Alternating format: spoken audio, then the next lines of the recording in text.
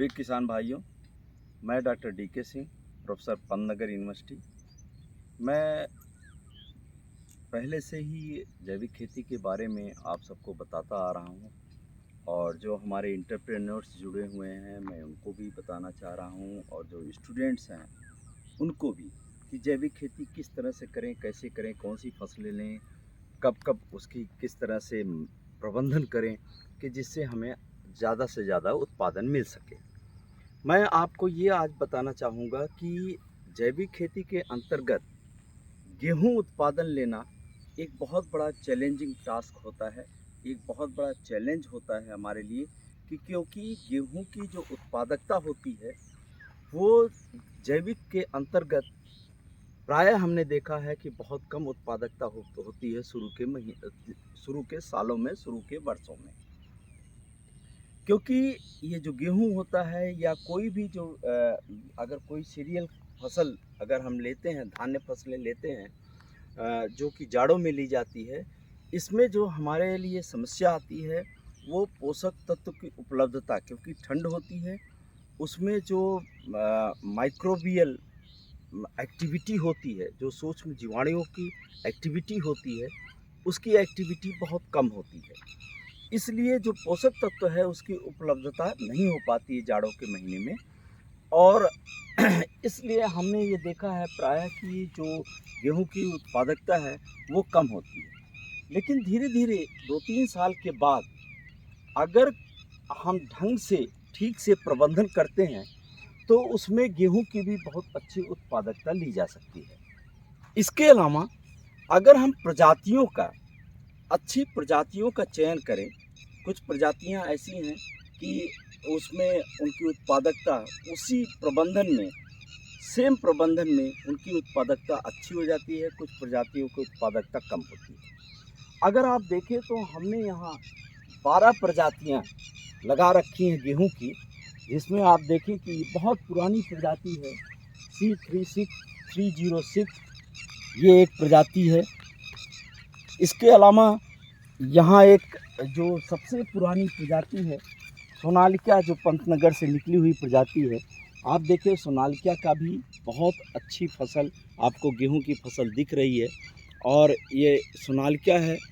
इसके अतिरिक्त आप अगर देखें अभी नई प्रजाति जो SD 2967 2967 जो प्रजाति है उसकी भी उत्पादकता जैविक के अंतर्गत बहुत अच्छी आपको दिख रही है। इसके अलावा UP 2565 जो हालांकि इसकी थोड़ी सी उत्पादकता इसमें कम रहती है, हमने पिछले सालों में भी देखा हुआ है, थोड़ी सी उत्पादकता इसमें कम रहती है, लेकिन फिर भी इनको लिया जा सकता है जैविक के अंतर्गत। हम इसके अलावा यहाँ और सारी कई प्रजातियाँ हमने ले रखी है। अगर आप देखें तो एक प्रजाति इधर है, ये बहुत अच्छी काम कर रही है,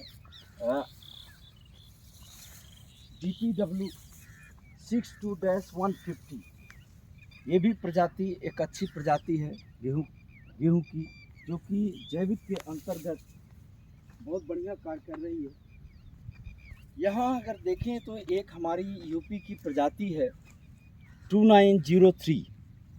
ये जो है ये प्रजाति हमने यहाँ के जो हमारे ब्रीडर्स हैं उन ब्रीडर्स से भी हमने ये डिस्कस किया है, तो उन्होंने बताया कि ये प्रजाति जो है हमारी जिंक रिच इनरिच्ड प्रजाति है, इसमें जिंक की मात्रा, ये प्रजाति हमारी बहुत बढ़िया जैविक के अंतर्गत ये परफॉर्म कर रही है, बहुत अच्छी परफॉर्म कर रही है, बहुत बढ़िया यहाँ देखने में है। और एक प्रजाति और है जो कि करनाल से निकली हुई है WB2। ये WB2 प्रजाति भी ये बहुत बढ़िया परफॉर्म कर रही है। अगर आप देखें तो ये भी प्रजाति एक अच्छी प्रजाति है इसके। और एक WH1142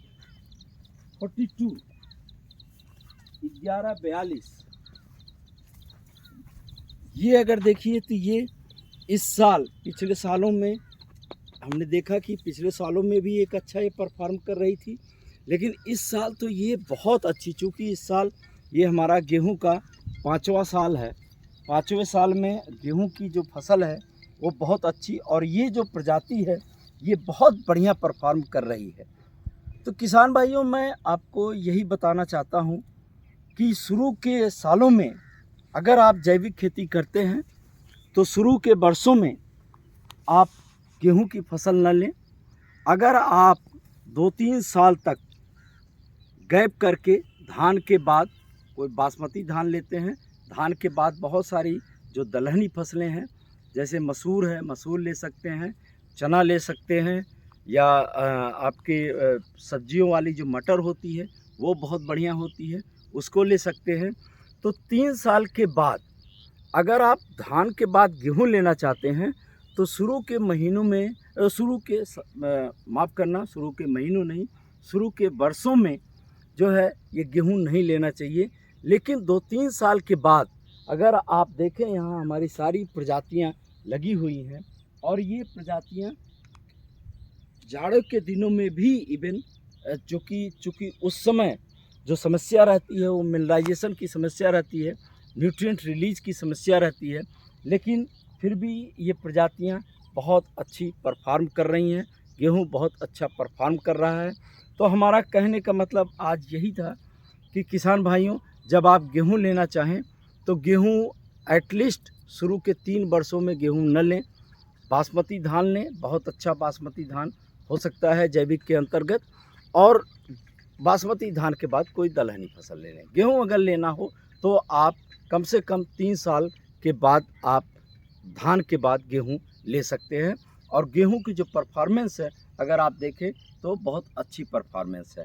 इसमें हमने जो धान के पहले हमने ग्रीन मैन्योर, जैसा कि मैंने पहले भी बताया है, हरी खाद की फसल लेना बहुत आवश्यक होता है। हरी खाद की फसल लें, इसके बाद बासमती धान लें, और उसके बाद जो है चूँकि धीरे धीरे हरी खाद की फसल का पूरा जो पोषक तत्व है और विशेष रूप से नत्रजन वो धान को नहीं पूरा का पूरा धान को नहीं जाता है, कुछ नत्रजन उसमें अवशेष रहते हैं, जो कि वो धीरे धीरे 3 साल में मिट्टी हमारी ऐसी बिल्डअप हो जाती है, वो 3 साल में फिर गेहूँ को भी अच्छा पोषक तत्व उपलब्ध कराते रहते हैं। और गेहूँ के लिए हमने 10 टन गोबर की खाद डाली हुई है प्रति हेक्टेयर के हिसाब से, और 5 टन वर्मी कंपोस्ट केचुए की खाद डाली हुई पर हेक्टेयर के हिसाब से। तो कहीं भी हमें ऐसा नहीं प्रतीत हो रहा है इस वर्ष कि हमारा गेहूं जो है वो केमिकल के अपेक्षा, जो केमिकल है हमारा जो कन्वेंशनल सिस्टम है उसके अपेक्षा कहीं भी गेहूं हमारा कमज़ोर है। तो किसान भाइयों, आज के लिए बस इतना ही। आगे मैं आपको बताता रहूँगा कि जैविक खेती में कौन कौन सी फसलें लें। प्रजातियों का बहुत बड़ा रोल होता है, प्रजातियां कौन कौन सी लें। जैसा कि मैंने दिखाया, आपकी 4-5 प्रजातियां जो हैं वो जैविक के अंतर्गत बहुत अच्छा, बहुत बढ़िया परफॉर्म कर रही हैं, बहुत अच्छा परफॉर्म कर रही हैं। तो अगर प्रजातियों का चयन करके और इस प्रकार से आप 2-3 साल के बाद धान गेहूँ भी आप अच्छी तरीके से उगा सकते हैं। आज के लिए बस इतना ही। बहुत बहुत धन्यवाद। नमस्कार। जय हिंद, जय भारत।